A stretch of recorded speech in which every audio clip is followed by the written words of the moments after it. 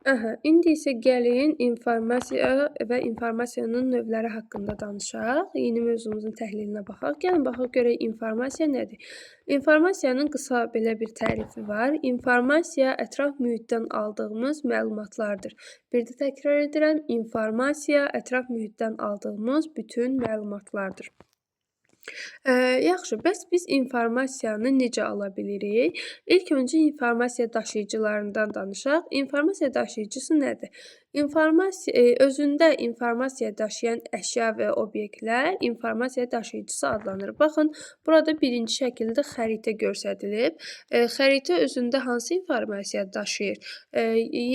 Yer kürəsində hansı ərazilərin, hansı şəhərlərin, ölkələrin olduğunu bizə məlumat verir və özündə bu informasiyaları əks etdirir. Yaxşı, gəlin baxaq görək ki, biz bu xəritədən informasiyanı necə ala bilərik və bu özündə də informasiyanın növləri adlanır. Baxın, nümunədə xəritə verilir. Biz bu xəritədən informasiyanı baxmaq, yəni göz vasitəsilə ala bilərik ki, məsəl üçün müəllim sizə deyir ki, Azərbaycan xəritənin hansı ərazisində, hansı hissəsində yerləşir. Siz ona baxaraq xəritədən asanlıqla tapa bilirsiniz. Ona görə də ilk informasiya aldığımız orqan gözdür və gözlə hansı vasitə ilə informasiya alırıq? Baxmaq vasitəsilə informasiya alırıq. İkinci nümunəmizə baxaq. Limon sarı və turşdur. Uşaqlar, limonun sarı və turş olduğunu biz hardan, hansı duyğu üzvümüz vasitəsilə bilə bilərik? Limonun sarı olduğunu gözümüzlə görə bilərik. Turş olduğunu isə onu dadaraq hiss edə bilərik ki, bu limon turşdur. Deməli, buradan da iki nümunə verə bilirik. Həm gözlə, görməklə qəbul edə bilərik bu informasiyanı, həm də dadaraq qəbul edə bilərik. Üçüncü informasiyamıza baxaq. Deyir, bu qızılgüldür, qırmızı və ətirlidir. Yenə qızılgülün qırmızı olduğunu baxaraq gözümüz vasitəsilə bu informasiyanı ala bilərik. Ətirli olduğunu isə burnumuz vasitəsilə qoxlayaraq ala bilərik. Yəni iyləmək vasitəsilə qızılgülün ətrini ala bilərik. Növbəti nümunəmizdə kaktus göstərilir. Kaktus tikanlı və yaşıldır. Yenə tikanlı olduğunu gözümüzlə görə bilərik. Yaşıl və tikanlı olduğunu hər ikisini gözümüzlə görə bilərik. Tikanlı olduğunu toxunaraq da müəyyən edə bilərik. Burada isə bizə iki nümunədən, daha doğrusu iki duyğu orqanımız kömək edir, göz və əlimiz. Sonra baxaq görək sonra hansı nümunədir. Deyir, bu xoruzdur, o gözəldir və yüksək səslə oxuyur. Xoruzun gözəl olduğunu gözümüzlə baxaraq, yüksək səslə oxuduğunu isə eşidərək, qulaq asmaq vasitəsilə ala bilərik. İndi isə gəlin ümumiləşdirək bu dediklərimizi. Daşıyıcılardan informasiyanı hansı duyğu üzvü vasitələrimizdən alırıq? Burun, göz, qulaq, əl və dil vasitəsilə alırıq. Bir də hansı duyğu orqanları vasitəmizlə alırıq? Burun, göz, qulaq, əl və dil. Gəlin indi bu nümunələri, daha doğrusu bu verilən duyğu üzvlərimizə nümunə gətirək. Baxın, birinci xanada göz göstərilir. Biz gözlə hansı informasiyanı ala bilərik? Məsəl üçün, deyirəm ki, qırmızı alma. Almanın qırmızı olduğunu hardan bilirik? Gözümüzlə görürük. Deyirəm ki, məsəl üçün, deyirəm ki, yaşıl yarpaq. Yarpağın yaşıl olduğunu hardan bilə bilirik? Gözümüzlə görə bilirik. Qulaq vasitəsilə alınan informasiya nümunə göstərək. Məsəl üçün, deyək ki, musiqinin səsi yüksəkdir. Musiqi səsini biz hansı duyğu üzvü vasitəmizlə alırıq? Qulaq vasitəsilə. Deyirəm ki, anam məni çağırır. Anamın məni çağırdığını mən hardan bilirəm? Qulağım vasitəsilə anamın məni çağırdığını eşidirəm.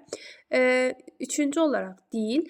Dillə, məsəl üçün deyirəm ki, alma şirindir, alma turşdur və yaxud da yemək duzludur, qarpız şirindir. Bu informasiyaları mən dilimin vasitəsilə alıram.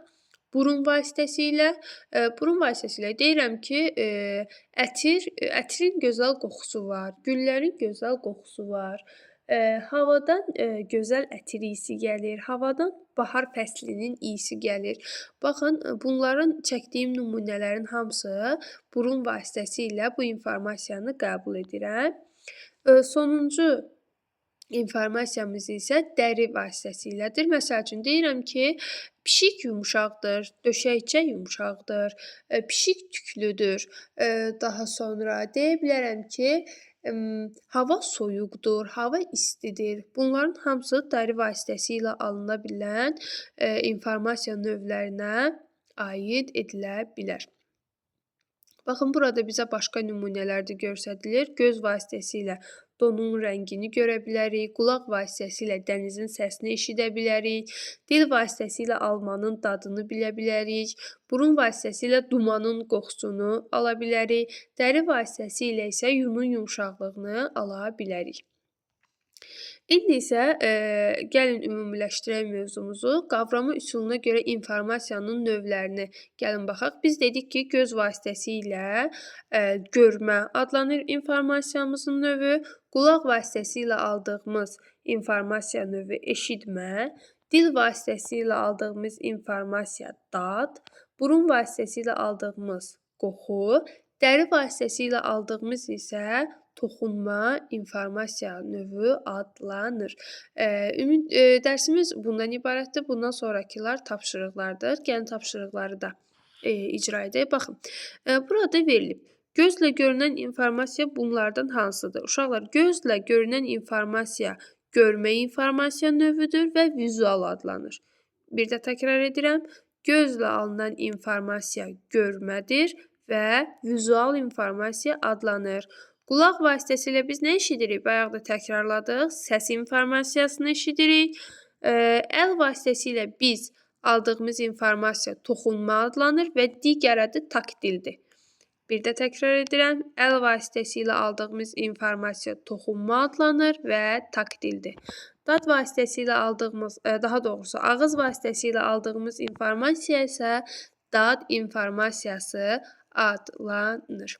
Bugünkü dərsimiz demək olar ki, bundan ibarətdir. Bu tapşırığı da icra edək, daha doğrusu yerinə yetirək, sonra isə mövzumuzu bitirək. Deməli, gözlər vasitəsilə nümunələri qarşı olan nümunələri birləşdirməliyik. Gözlər vasitəsilə biz nəyi müəyyən edə bilərik dondurma haqqında? Dondurmanın ağ olduğunu görə bilərik gözlər vasitəsilə. Gəlin dəriyə baxaq. Dəri vasitəsilə isə dondurmanın soyuq olduğunu müəyyən edə bilərik. Qulaq vasitəsilə dondurmanı yeyərkən xırtıldayan səsi eşidə bilərik. Dil vasitəsilə isə onun nəli olduğunu, tərkibinin nədən ibarət olduğunu, yəni vanilli dondurma yediyimizi müəyyən edə bilərik. Baxın, burada tapşırığımızın həlli qaydası da göstərilir. Dərsimiz bu qədər. Ümid edirəm ki, qısa da olsa sizlər üçün faydalı ola bildik.